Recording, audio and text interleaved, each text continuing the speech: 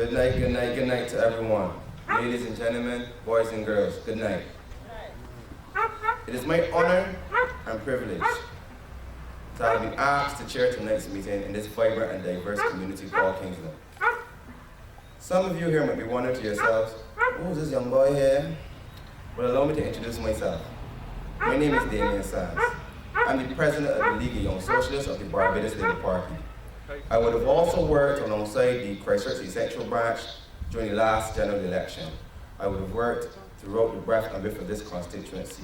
I remember walking from Edie's village all the way through down to Newton Passing Fair Pilgrim, going through Lord Road, Wharton, easing through all the avenues at Kingsland, hopping on the van, going across the highway down to Vauxhall and Sargents, then running across the road into Regency Park and Elizabeth Park. So I know the constituency very well. Now tonight, we have a wonderful slate of speakers, ranging from the young at heart to the young at age. Our speakers include, amongst other persons, members of parliament, people from within the constituency, and our very own candidate, Mr. Ryan Strong. Now you have heard Mr. Ryan Strong over and over again with his rhetoric as it relates to the economy. And one of the things that was stood out with most persons here is the fact that he keeps reiterating the point that one of the most effective ways to get our economy firing again is through the empowerment of young people. You would have heard Mr. Strong say things such as, young people must be given an opportunity to participate. Young people must have opportunities to get work, find a job, or open their own business. Young people must be given the opportunity to showcase their talents and their ability. And it is at this juncture that it gives me pleasure to present to you our first speaker for tonight. She's a person locally, she's from within the constituency. She's young, she's intelligent, and most importantly, she's passionate about the empowerment of our youth. Ladies and gentlemen, allow me to introduce you to our first speaker, Ms. Cody Eswood. On the board, yes!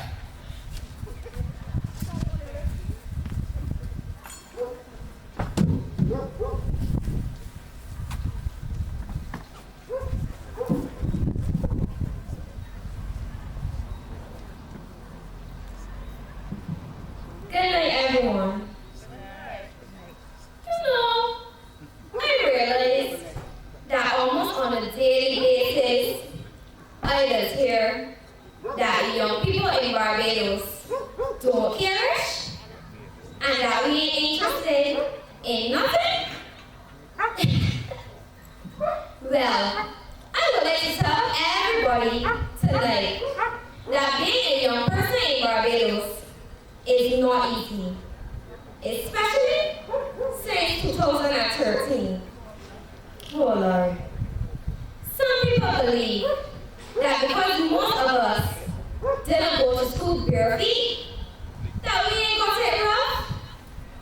Well, as I stand here tonight, I want everybody to know that it is really hard out here. Not only for the adults, but for the children too. Children like me. Some of my peers come to college without lunch or even lunch money because their parents' brat has born.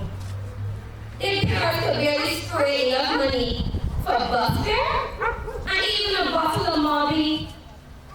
And if you think that is bad, ladies and gentlemen, unlike years ago, when you could leave school with 2 CSCs and you still able to get a little job, but not now. These days, a university degree is the minimum qualification to work as a cashier. You can imagine that? I am one of those young persons who attended Sixth Form. I worked real hard to achieve my qualifications to get into UE. I applied, and I was accepted until my parents found out how much the tuition fees were. They could not afford. I was so disappointed. That was a year ago, and I'm still upset. I was then forced to apply Barbados Community College because I realized that my job opportunities were limited and I surely was not staying home. Can I end it? What about those persons who would have normally applied to the Barbados Community College and gotten in?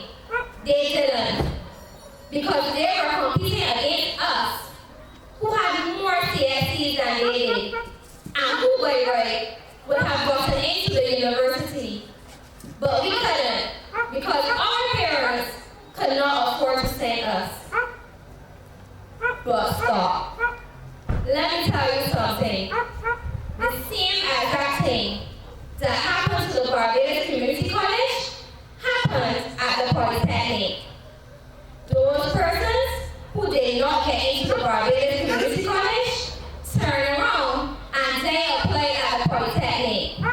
And because they had more qualifications than the persons that would normally apply at the Polytechnic, then get it, and the others lose out. And now, they are literally out in the cold.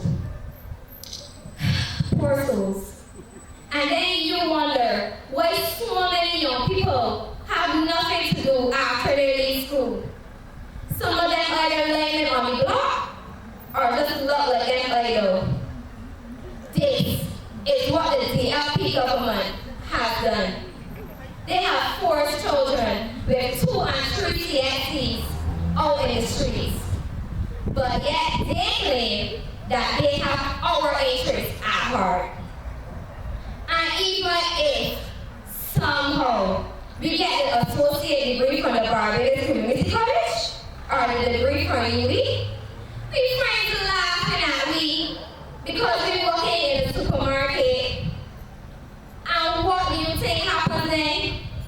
The young girl who have 2 CSCs and who was hoping to get the cashier job at the supermarket ain't even bothering to apply. I wouldn't. But yeah, I didn't hear that the young people got it easy. Well, let me make it abundantly clear tonight. A lot of young people in Barbados have no hope. We have no idea what our future looks like. We cannot get a job. Furthermore, one that pays us enough to support ourselves. So stop blaming us when we get upset and lash out at the world, at each other, and at everybody else. We have goals, we have dreams, and we have aspirations. But we need help. So I am declaring tonight that I am counting on Ryan Strong to fix this problem.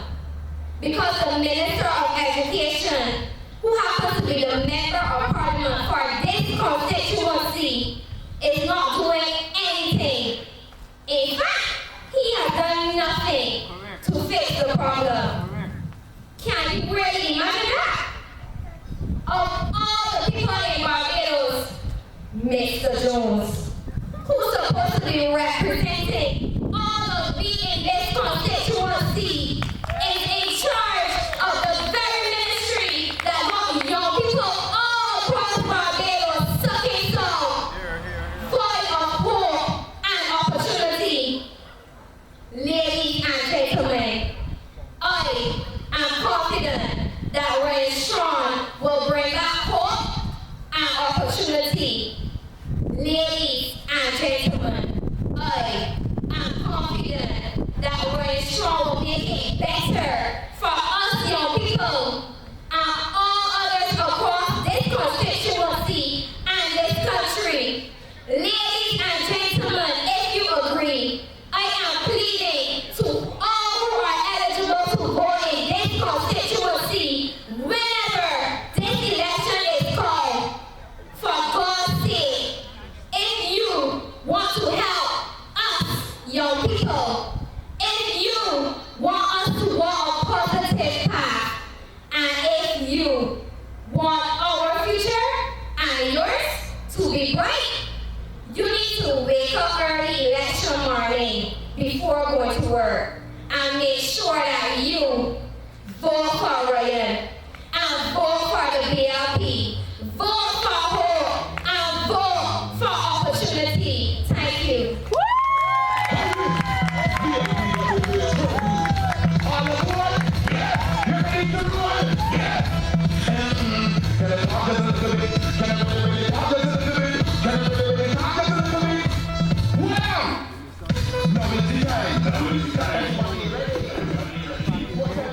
Give that young lady another round of applause, please, please.